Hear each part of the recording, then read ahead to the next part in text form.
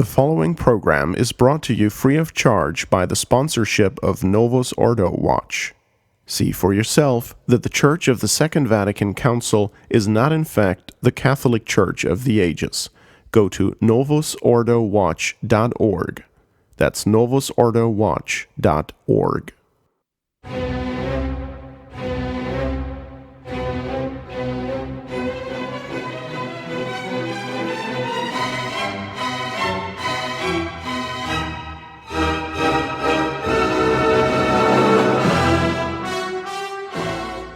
Welcome to Francis Watch. This is a special edition. Your Excellency and Father, thank you so much for joining us. Thank you. Happy to be here, Stephen, as usual. We normally only do Francis Watch once a quarter, but we had such a, shall we say, shocking action of Francis, and that's quite saying something because the man is capable of shock. But there's so much shock here that we had to do a special episode for our listeners. And this is regarding the so-called change to the so-called catechism regarding the death penalty. And I'm going to start the episode by reading the rescript, which was approved on the 11th of May and reads as such. Recourse to the death penalty on the part of legitimate authority following a fair trial was long considered an appropriate response to the gravity of certain crimes and an acceptable, albeit extreme, means of safeguarding the common good. Today, however, there is an increasing awareness that the dignity of the person is not lost even after the commission of very serious crimes. In addition, a new understanding has emerged of the significance of penal sanctions imposed by the state. Lastly, more effective systems of detention have been developed which ensure the due protection of citizens, but at the same time do not definitively deprive the guilty of the possibility of redemption. Consequently, the Church teaches, in the light of the gospel, that the death penalty is inadmissible because it is an attack on the inviolability and dignity of the person, and she works with determination for its abolition worldwide. Your Excellency, I'll give you the ability to respond first. Sure. Well, that is loaded with error. I mean, where do you begin? Let's see, where to begin. First of all, it is part of revelation that the death penalty is permissible. In the Old Testament, you have the death penalty for various acts such as murder in Exodus, kidnapping also in Exodus, bestiality, also in Exodus, adultery in Leviticus, sodomy in Leviticus, and being a false prophet in Deuteronomy, and prostitution and rape in Deuteronomy. Right? So this is the law of God. Let no one say, oh, that was abolished with the old law. That's what Luther said. That, you see, what was abolished with the old law was all of the Levitical ordinances that you can't touch a dead body without getting impure, or you can't, the issue of blood, you were impure. All of that was abolished, but not the moral law. This concerns the moral law. And God could not make these things law unless it were legitimate to do so. And therefore, the presence of these things in the Old Testament is a clear indication of the fact that this is a completely moral thing to do. Secondly, in the New Testament, St. Paul, first of all, says that all authority comes from God, but he also says in Romans this, for he is God's minister, meaning the head of state.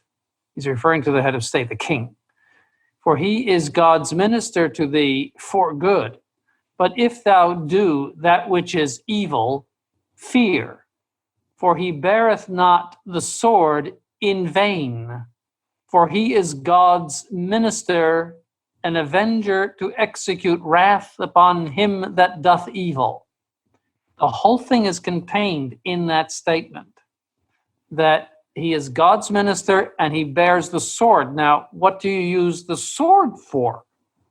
Except to kill someone, right? So he's God's minister and an avenger to execute wrath upon him that doth evil. So this idea that it is against the gospel is just a lot of malarkey and baloney. it is totally in accordance with the gospel. Nor did our Lord condemn it when the woman was caught in adultery. He simply exercised mercy upon her. He did not condemn the death penalty as something inhuman. He said nothing about it. And his silence is to say, well, yes, you're acting in accordance with the law. Let him who is without sin cast the first stone. So he's not saying you should not cast any stones. He said, let him who is without sin cast the first stone. So there is no biblical, either in the New or Old Testament, foundation for saying the completely idiotic and baseless thing that Bergoglio has said in that rescript. And then there are arguments of reason as well. And all of the pre-Vatican II Catholic theologians say exactly the same thing, including St. Thomas Aquinas, namely that the state has the power from God to execute wrath upon him that doth evil, and that the state may deprive someone of his life in order to protect the common good, just as you might cut off a hand in order to protect the entire body. They all say exactly the same thing. So both from the point of view of revelation and reason, and from also the teaching of Innocent III and of Pius XII, both of them upheld the death penalty. Innocent III in his profession of faith that was imposed upon the Waldenses. He was a pope at the beginning of the 13th century, and then Pius XII defended it and upheld its morality in an allocution, one of his allocutions. So this, what they're saying is utter nonsense. And they are basing it on the Freemasonic idea of the dignity of the human person. And we can get into that shortly, but their objection to it has nothing to do with the gospel because the whole sacred scripture approves of it. And it is something that really belongs to the universal ordinary magisterium of the church, as most of the church's morality does.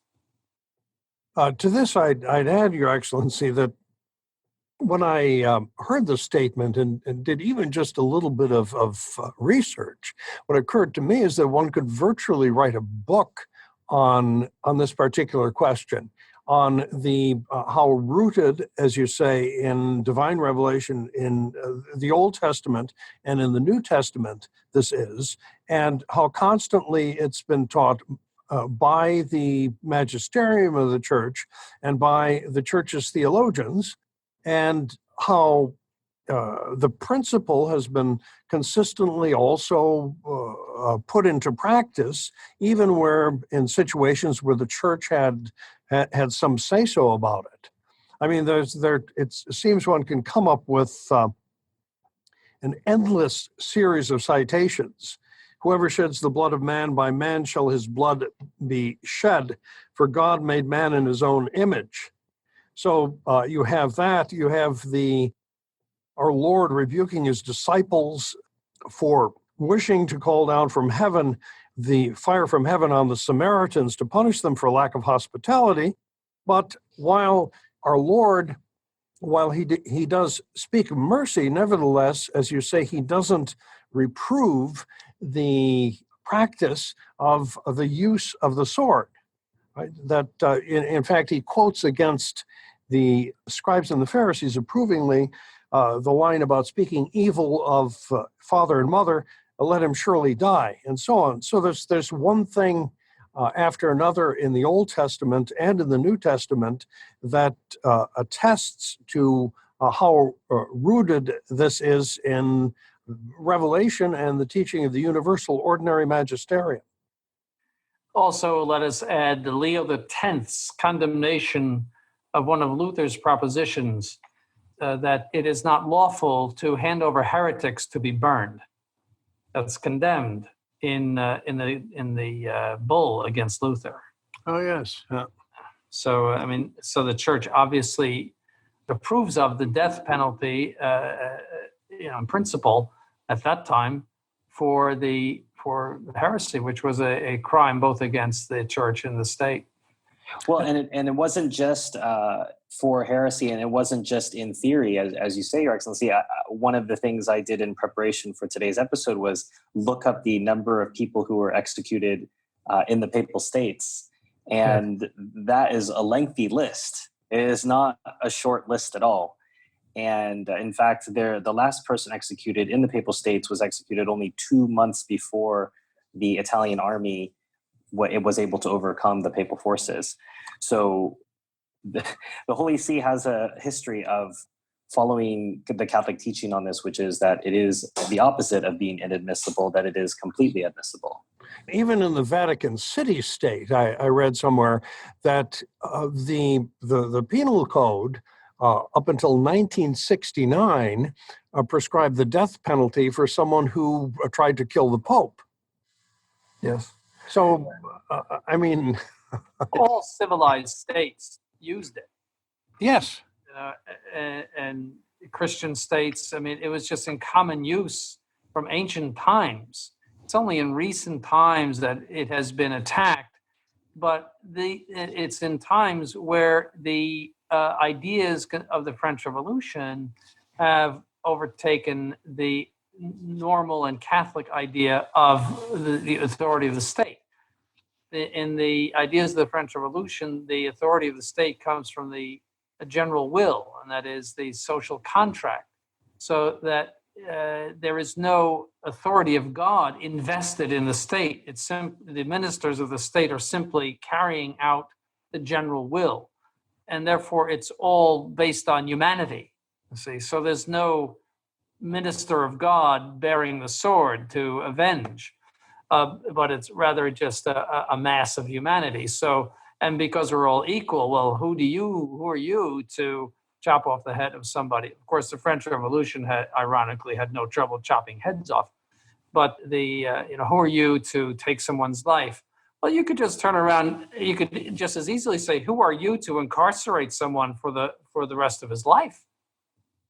See, which is a fate sometimes worse than death. What authority does the state have to bind somebody and put him in jail forever? If you deny the authority of the state comes from God, well, who is a judge? Who are the police? What power do they have if you're equal? And if you don't lose your dignity by committing a horrid crime? You mentioned that point, Your Excellency, and given that is central in this rescript, can we discuss that a bit? The idea, what is the Church's position on human dignity, and what is that relation to this idea of the death penalty? Well, I did research on human dignity. There are some pre-Vatican II references to human dignity, a few. Leo XIII talked about it. Pius XI talked about it. Pius X, Pius XII. Here and there are references in pre-Vatican II, but they all concern the restoration of human dignity by the redemption and the elevation of man to a supernatural state by sanctifying grace. See, so it is not in any way detached from the redemption of mankind. But there is then the modernist references to it, where it is, in most cases, detached from that. It is just considered a typical humanist idea that human beings are worth something, we're all equal, et cetera, et cetera. It's tied. My impression too is that it's tied in with their oddball type of incarnational theology, or the idea that everyone somehow is saved by the incarnation of Christ, and that this is very much it was a theme of JP2's from the beginning, if I'm not mistaken, in Redemptor Hominis, that this is what did the trick, and there's really no exception for it.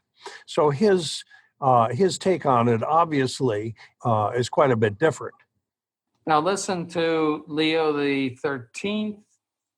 He speaking about the Freemasons, he says, religious vows and especially religious obedience are rebuked as contrary to human dignity and freedom.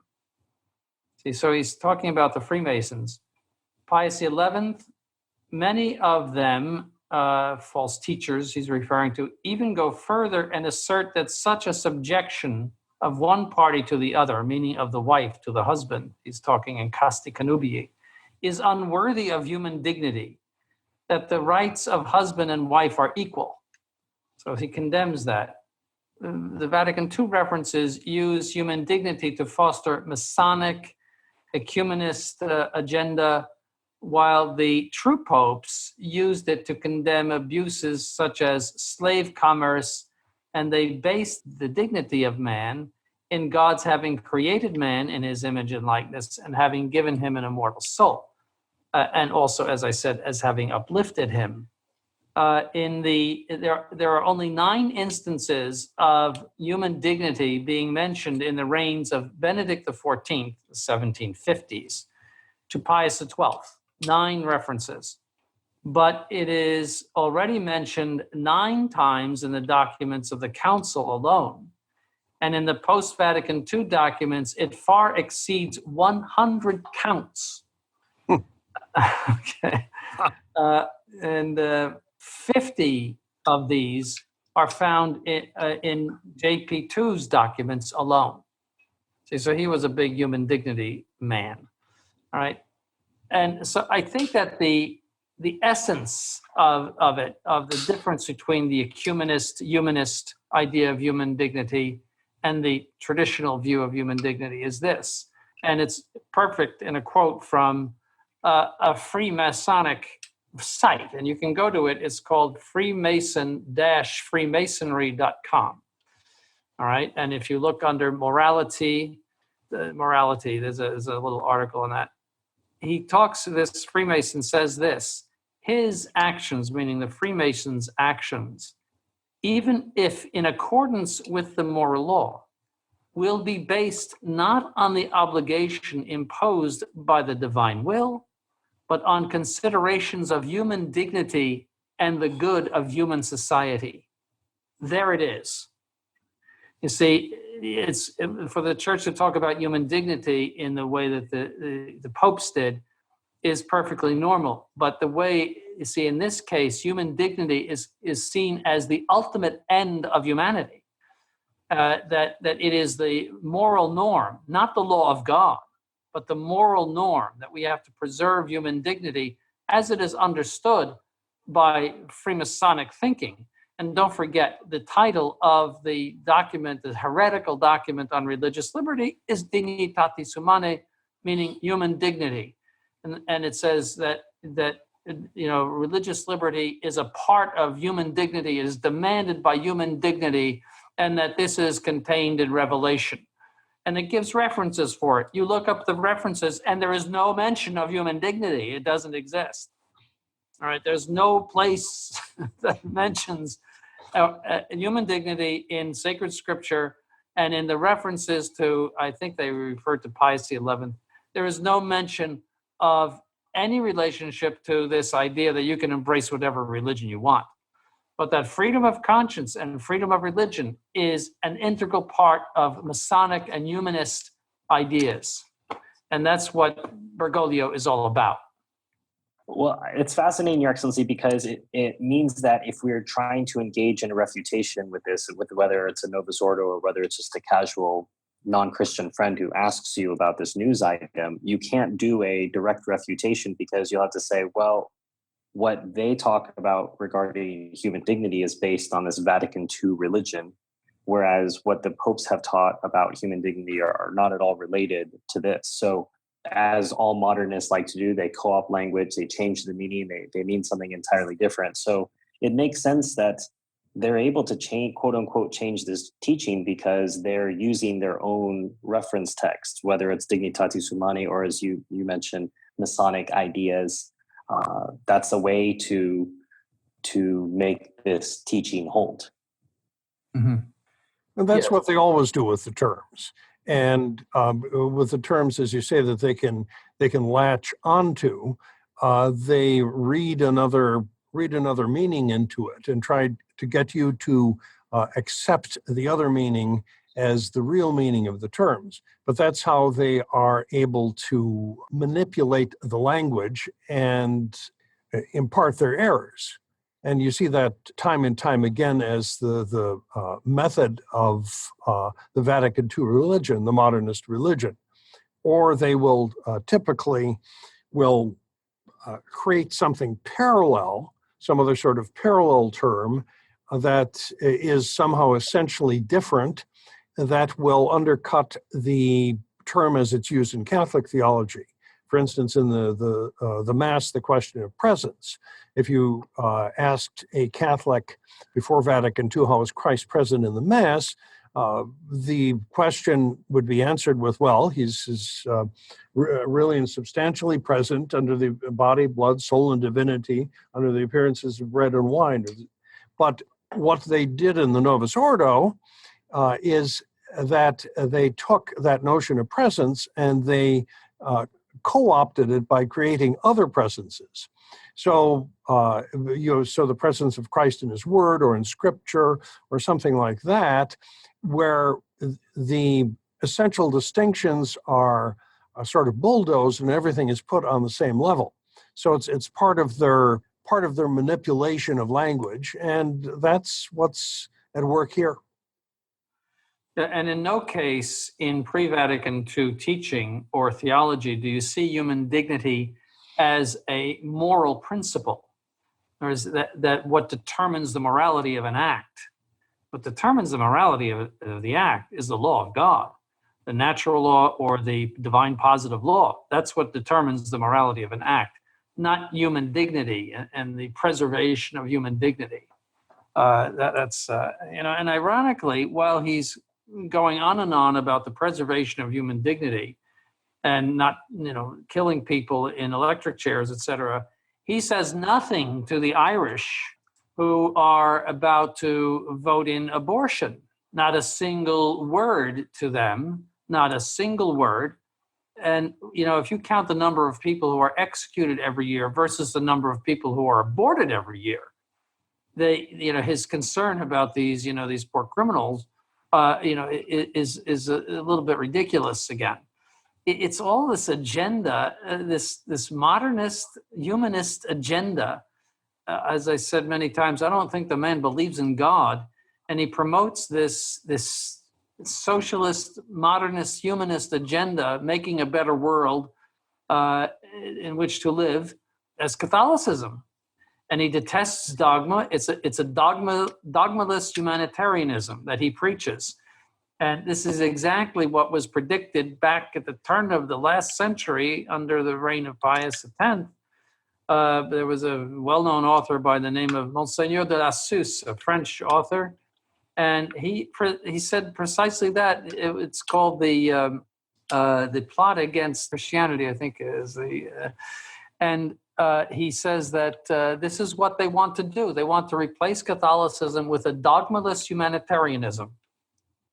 And this is all predicted and must be rejected outright. And it's all based on junk theology and junk history and just a lot of nonsense, what we might call fake news or fake theology and fake history. Fake church history, that to say that it's not in accordance with the gospel. Well, then St. Paul was wrong. Is that where we're supposed to, St. Paul was wrong in saying that the head of state has the sword in order to cut your head off, to be the avenger of God's wrath. That's wrong, you see. And then the other thing that we haven't discussed yet is that this is entered under this change, this contradiction, is entered under development of dogma. It develops from something develops from being good to being bad. Right. Yes. That's development. Yeah. We've discovered that in fact it's bad, which doesn't say much for the catechism. Yeah. And nowhere in the history of the Catholic Church did you ever have anything that was declared to be morally right and good, subsequently declared to be bad. and obviously seriously bad to chop someone's head off or to electrocute them. It's, it's not a minor thing. And so, that this is now a mortal sin, without their saying it, but it's obviously implicit. This is terrible. This is murder. So. Well, there's dozens of different paths we could go down here, Your Excellency. I do want to draw attention to our listeners who've not been listeners of Francis Watch for a long period of time, that back in, I would say, season 1, if not season 2 of Francis Watch, His Excellency pointed out that if Bergoglio went out from St. Peter's and said that there is no God, that people would still say that he is the Pope. And Father Cekada had kept track of the pretzel-like contortions that people are already going through to, I think there was an article entitled, "Has there ever been a change to the Universal Ordinary Magisterium that was later changed or found to be an error?" So what they're trying to do is adapt the current situation to their reality instead of shifting their reality to the reality. I think the other thing, too, is the language of this rescript is familiar to any of us who've been reading the Vatican II texts or any of the garbage that has flowed out from the modernist Vatican II Novus Ordo sect, where it starts with something that sounds vaguely Catholic. Recourse to the death penalty was long considered an appropriate response to the gravity of certain crimes.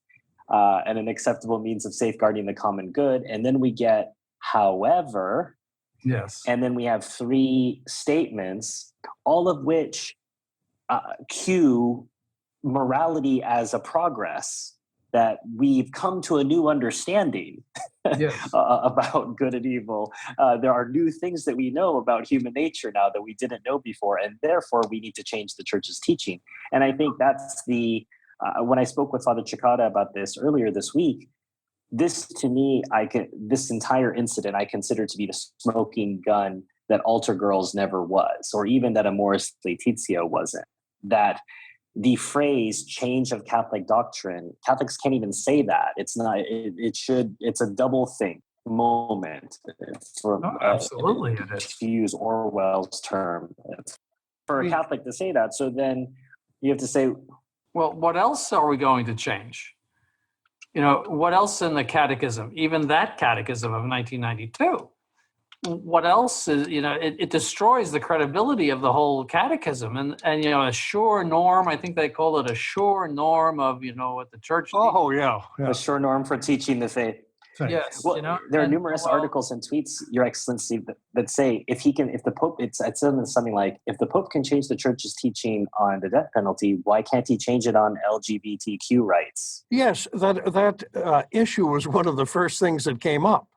Sure, and absolutely. Because if you allow the principle of change in the catechism, then everything is up for grabs. And I think in our discussion, Stephen, we were talking about how this is read in the secular press, and it's read Pope changes catechism, Pope changes Catholic doctrine.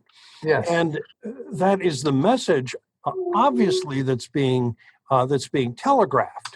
The Ladaria, who is the head of the Congregation for the Doctrine of the Faith, and others may try to spin this as a development, but surely when Bergoglio and his buds in the Vatican put this statement together, they knew how it was going to be treated in the press. But this is more of the, beyond the words of the actual statement, this is another bomb. And it's another mess that he's making, that Bergoglio is making, because he believes that out of this sort of mix of a mess, that eventually you get development of the teaching of the church in a combination with that of the world, and this is how you make progress, etc. It's the whole modernist program, but the very chaos that it has caused and was intended to cause is like the larger part of the process, because it undercuts absolutely everything if you say that, well, Pope changes doctrine in the catechism. They knew that this was going to happen. Mm-hmm. Yeah, it's a major, major event. Also, I'd just like to add a footnote, what the Catholic notion of development of doctrine is. The Catholic notion is that as time goes on and as usually heresies occur, the church makes more explicit what is implicit in the original declarations of dogma. So the doctrine of the incarnation was made more and more explicit as the heresies presented themselves against the incarnation, but always in the same sense, the same meaning as the First Vatican Council said. It's just unfolding something that's already there, or bringing into greater focus, we might say, with your camera, an object that you're looking at. It is more defined. It is clearer. It is more explicit. That's development of doctrine in the Catholic sense, just making explicit what is already implicit, but never contradiction. I mean, the Church is clear on that. Pius X condemned that as a heresy in Lamentabili. It's just a development of doctrine in that sense, of that doctrines can change. And so this is a real bombshell. This is like a nuclear bomb that the modernists have not yet dropped up to now, that Catholic doctrine can be changed. And although it regards a somewhat minor issue, the death penalty that doesn't affect that many people, nonetheless, the principle is enormous. The principle is a 100-megaton bomb. It is, because if you want to talk about development of doctrine, your explanation is, in the Catholic sense, is one thing, but here, the development that they want us to accept is that it goes from something that is in accord with the law of God to something that is against the law of God and is against revelation. And so it's the instead of a deepening or anything like that, it's an annulment, it's a cancellation, and it's a substantial change. We're getting deeper. We're just getting deeper into some other stuff. That street is a two-way street, because then you could say there's something that up to now and for a long time has been considered immoral. Well, because of what we have learned and our greater enlightenment in these times, we can now declare to be moral. Then that's perfectly logical. Of course, you're right. The road goes either way. Right. I can't help but think, Your Excellency and Father, crazy like a fox. He's ran into enough resistance on something like Amoris Laetitia that he picks something which there aren't, let's say, a lot of champions for. There's a lot of champions for abortion. There's a lot of champions for traditional marriage and the protection of that. But, there's not really a pro-death penalty league. So No. he picks this issue to see what the reaction is. Once he's established that he considers this sort of a backdoor, using a rescript to change whatever the official teaching of the church is, then he can do this with pretty much anything he wants. And what are the Novus Ordo conservatives going to say? It's in their catechism. Yes, that's exactly right. Father Letteranto, our priest here, of course, who's from Finland, he pointed out exactly what you did in terms of pro-death penalty, etc., that this is not an issue in most countries. It continues to be an issue in the United States because we still have the death penalty here. So it's in the sort of the species of like a trial balloon, really to see how things go with this, and to see what kind of reaction. Because he is not going to get a huge reaction on this, I would imagine, from people in Italy who don't particularly think about the issue, where they don't have the death penalty, or in France or in Britain. So it's an experiment, really, to the type of heat that he's going to get from conservatives here. I think in most other countries it really won't be an issue, but if he pulls this off successfully, which I think that he will, it can be done with many other things. The average person in Europe would say, oh, yes, well, that makes sense. It's against human dignity. I mean, chopping people's heads off or doing, some awful thing like that is abhorrent. Of course, he's right. They won't think about the fact that he's changed the doctrine. No, They will think about whether they agree with him or not.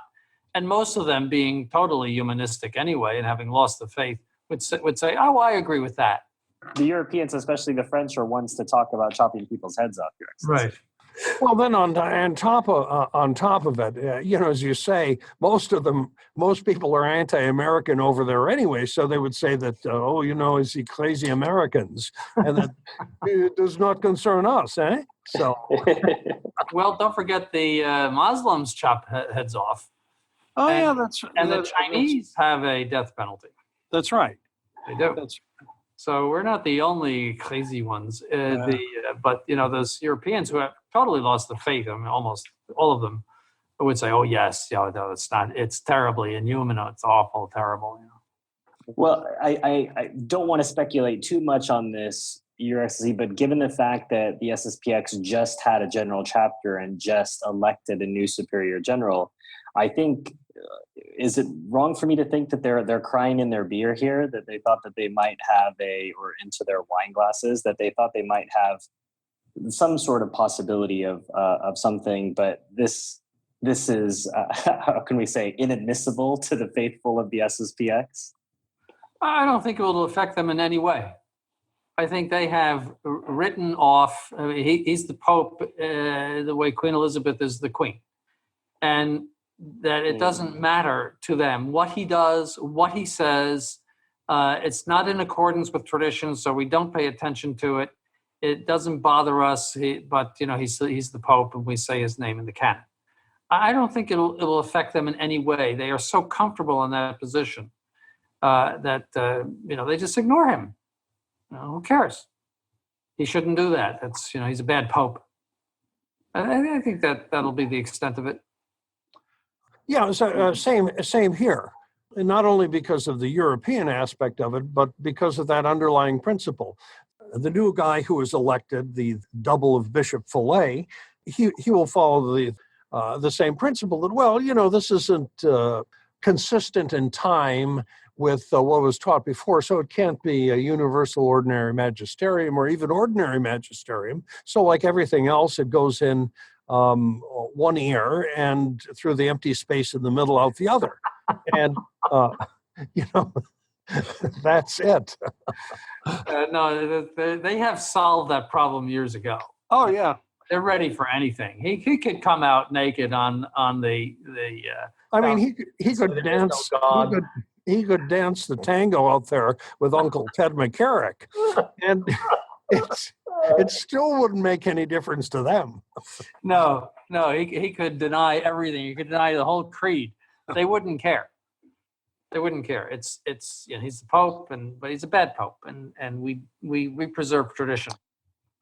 Well, and you mentioned universal ordinary magisterium, Your Excellency. I want to come on to that. The last thing I want to discuss before coming on to that is Father Cekada and I are on Twitter, and there's been a lot of activity on this issue. And one of the tweets I saw was something along the lines of, well, I follow the Catechism of the Council of Trent, and I use the Old Mass, so that's what I do. For those listeners who are listening who maybe attend the Novus Ordo, are new to this, maybe they're hearing your voices for the first time, is that an option for someone in the Novus Ordo? They can just say, well, I subscribe to the Catechism of the Council of Trent, and I go to the extraordinary forms, so this doesn't concern me. No, it is not, because the fabric of Catholic doctrine must be without seam and without tear.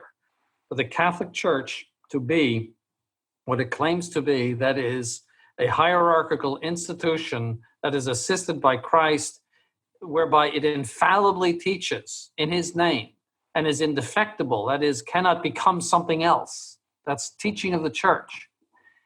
It cannot be that unless like our Lord's garment itself, its teaching is seamless and absolutely consistent and the same. If you rip that, as Bergoglio has done, not only in practice, but in principle, See, I can change the catechism. I can change Catholic doctrine. If you rip that, you destroy the entire Catholic Church in that one act. You destroy it. Everything I just said about it, which is its essence, is to teach in God's name, to be the voice of God in this world. If it isn't, it's just a bunch of human beings, like a bag of marbles, making up stuff, and which has no reference to heaven or God or anything.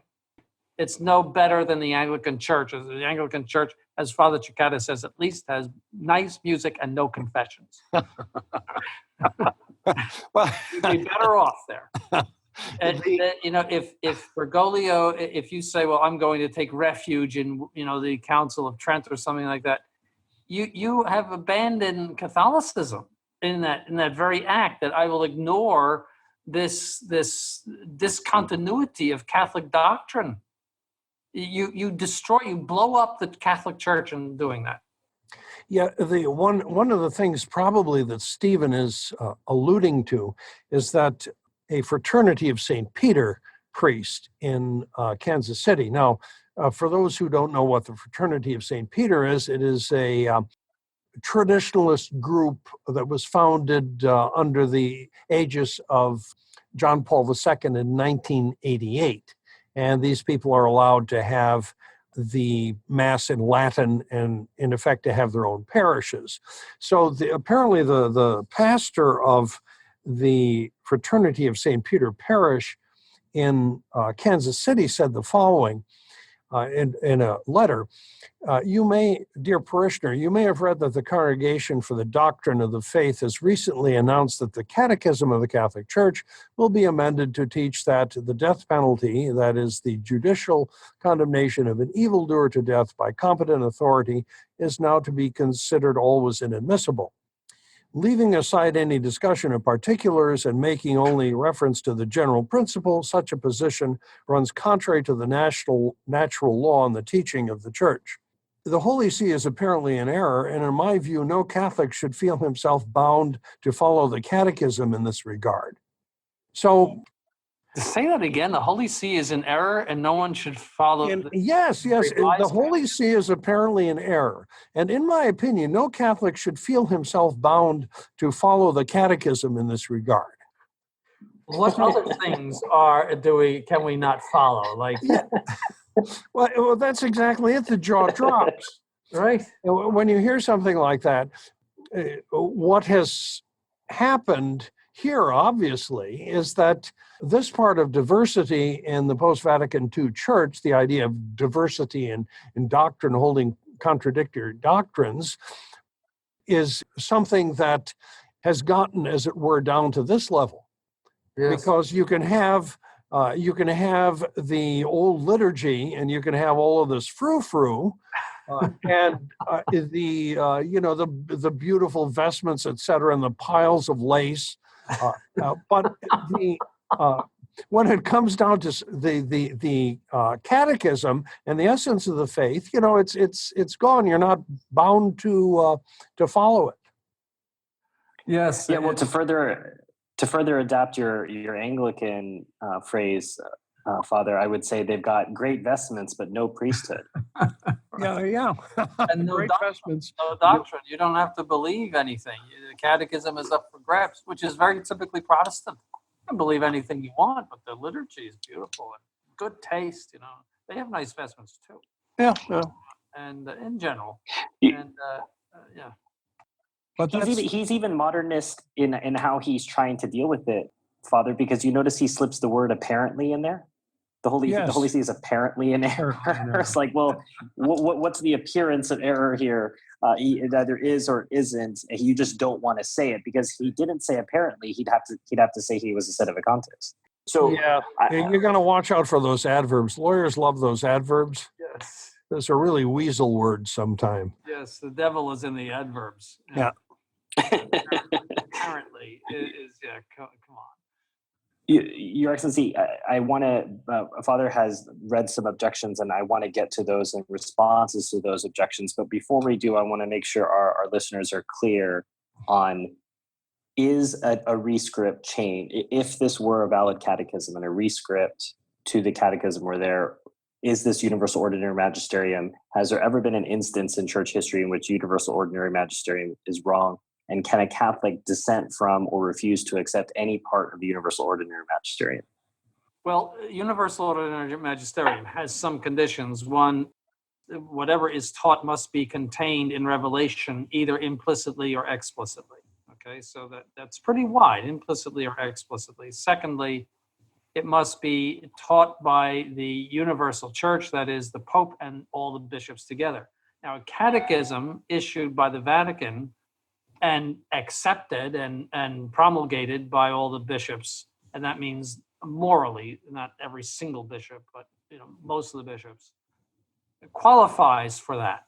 So catechism is a norm of Catholic faith and teaching. So it qualifies for that, and he's saying that it's not in conformity with Revelation, right? So he has, in that sense, lifted it up to the level of ordinary universal magisterium by saying this is against the gospel. See, so I mean, he has put it on that level. So I think that it qualifies, and also it has to be binding. That's another, and a catechism is binding because it is the norm of belief. I mean, that you can pick it up and say, this is the teaching of the church. See, so it fulfills all of those things. And now that isn't to say that everything, say in the council, the catechism of the Council of Trent is de fide by ordinary universal magisterium, because not all of it is contained in revelation. See, nor is all of it considered binding. See, so it could be explanations given of things. You see, just as in councils, there are explanations. So people have to understand that not everything in a catechism is necessarily ordinary universal magisterium. But this certainly qualifies because the traditional teaching is ordinary universal. That is, it is contained in the writings of approved theologians, which is one of the sources of it. It was universal. There was absolutely no, it's universally taught, and it's considered, it's based on revelation. They cite St. Paul, they cite Exodus and Leviticus and Deuteronomy. So it is part of, the traditional teaching is part of universal ordinary magisterium, just as practically, I would say 95% of all the church's moral teaching. Most of it is natural law, and the church teaches natural law as binding. So you're not going to find any solemn declaration by a council or anything else that murder is wrong. You're not going to find it. And many other things, the stealing is wrong, or this or that. So the universal ordinary magisterium concerns actually moral theology more than it does anything else. And so I think that traditional teaching is universal ordinary, and that he has elevated his new teaching to ordinary universal. So I think that the Novus Ordo conservatives are in a bind here. You can't just say, well, we can ignore that. He's saying, I'm changing the catechism. It's not just some sort of talk that he gave to the executioners of this world or something. They could have come to Rome for a private audience. By the way, you shouldn't be doing this. This is a change in the catechism. I think it has all the qualifications of it. To go back to something that Stephen alluded to earlier, when you look at the introductory material for the catechism, when JP2 promulgated it, it speaks, he says explicitly, that the catechism is, quote, a sure norm for teaching the faith and a sure and authentic reference for teaching Catholic doctrine, to assist in the writing of local catechisms while carefully preserving the unity of faith and fidelity to Catholic doctrine.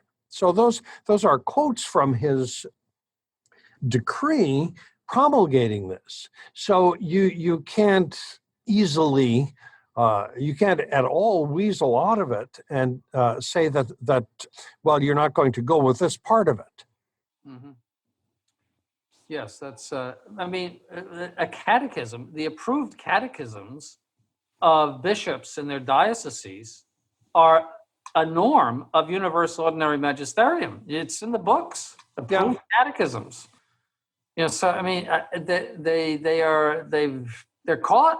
Of course, the Novus Ordo conservatives will just wring their hands all the more. I mean, they probably don't have any fingers left, or all their fingers are broken by now. There's so much hand wringing. But this will give them a lot of agita. But they'll do something. They'll have some way to deal with it and move on. Well, Father Cekada has been looking into some of those deal with it strategies. So, Father, if you'd like to walk us through some of those objections, and then it's interesting we can that reply to those objections. Even there seems to be a dispute. The Catholic News Agency had a very interesting article on the two different points of view. That one point of view is, of course, well, this is what it claims to be. This is simply, a development. There's no real change, just a question of a practical application. There's no clear break with past teaching. But then there are others who look at it a little more honestly and who say that, that it is, in fact, an absolute prohibition against capital punishment.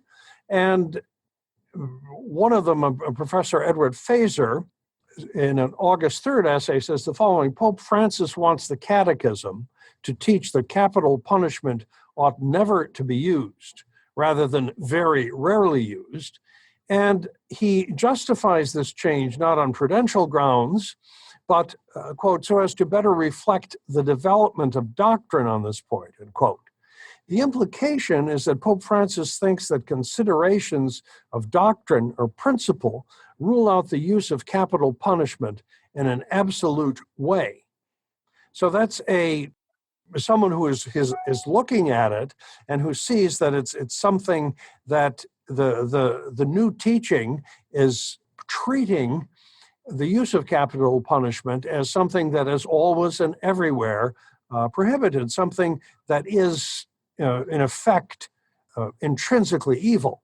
You have another professor from Steubenville, which I refer to as Stupidville in terms of its conservative polemics that try to put a more Catholic spin on things. One of the professors says that, nothing in the new wording suggests that the death penalty is intrinsically evil.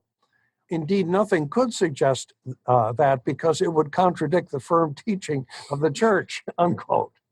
Well, yeah, that's what we're talking about. The other guy, the other professor, comes back with this. He says, to say, as the Pope does, that the death penalty conflicts with the inviolability and the dignity of the person insinuates that the practice is intrinsically contrary to the natural law. And to say, as the Pope does, that the light of the gospel rules out capital punishment insinuates that it is intrinsically contrary to Christian morality. So you see, in someone like that is not willing to try to spin this to make it palatable for those who have the ostrich mentality of putting their heads in the sand, or the what one writer called the pretzel mentality, where they sort of bend around and until they seem to get the kind of resolution that they want. So it's obvious to these theologians that Bergoglio intends this to be considered as something intrinsically evil, and he's telegraphing that to us obviously by saying inadmissible. Yes. Inadmissible in light of the gospel. I mean, you don't need Google Translate to figure that one out. If it's inadmissible in light of the gospel, it contradicts the gospel. The gospel won't admit of it. It's something that's evil. It's intrinsically evil. Therefore. So always evil. Yeah. No circumstance would justify it. Inadmissible, yes. And then one of the writers who tries a little bit to weasel out of it says that, the Pope's teaching authority demands a certain submission of intellect and will from the faithful. At the very least, this means that the Catholic faithful must give the Holy Father's pastoral teaching significant weight in the form of their conscience on this matter, unquote. So, Well, give him the benefit of the doubt or something. A Yeah, certain submission is like being a little pregnant. yeah, submission, a little pregnant, or it's like Weight Watchers or something, that they have to give this sufficient weight. There's like a diet. There must be some sort of a diet food for this, I think, a Weight Watchers special. Yeah, well, they have the point system, and the Vatican should put out how many points this is with regard to weighing it in your conscience.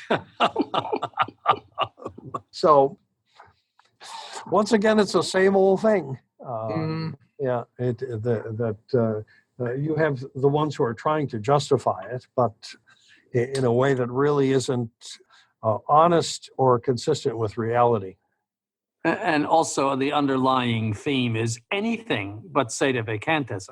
Oh, of course. I mean, we will just live in a fantasy world concerning Catholic doctrine and the Catholic Catechism and all, but not sedevacantism. Oh no, we will never cross that bridge. And as I say, Your Excellency, I've never seen a bigger smoking gun, if that could be used. And to quote Groucho Marx, who are these people going to believe? Francis or their lying eyes? The evidence is there, and whatever vagaries people may have talked about with Dignitatis Humanae or Amoris Laetitia, they say, oh, well, that's really complicated. This is not complicated. no, This is a change that's been made to the catechism that you hold to as a member of the Novus Ordo sect, and it's time to put up or shut up. And I think that this trial balloon will be used for things that are much more of a hot button issue than the death penalty. And I think this is just the beginning. yes, because what will they say then when the next one comes down, the next change? What will they say? They have no answer for it when it's something more substantial, like LGBT or whatever. Or birth control. Yes, birth control. Yes, we've learned more since 1968, and yes, and development of human consciousness, etc. And for those listeners who haven't, the seminary has a link to Bishop Sanborn's blog. If you go to mhtseminary.org, and His Excellency wrote about the Irish referendum. He alluded to that earlier in our episode today. And I think His Excellency intimated it in some previous episodes. And in that article, we don't see Francis being that passionate about the abortion issue. He was completely silent, not only in Ireland, but in his own native Argentina. There could be a change to the article on abortion as well in the Catechism. I don't see why not. Sure. No, as I said, it's 100 megaton bomb, and never has it been dropped before. Well, as our listeners may or may not know, it takes quite a lot to surprise His Excellency and Father. They've seen a lot since Vatican II. So the fact that we had to do an emergency episode to deal with this issue, to make sure that both Catholics knew and also Novus Ordo adherents who were curious about what the Catholic Church's teaching is on this, we hope that this episode has been helpful. Your Excellency and Father, as always, thank you so much for your time. Thank you, Stephen. All right. Goodbye. Bye now. This program was brought to you free of charge by the sponsorship of Novus Ordo Watch. See for yourself that the Church of the Second Vatican Council is not in fact the Catholic Church of the ages. Go to novusordowatch.org. That's novusordowatch.org.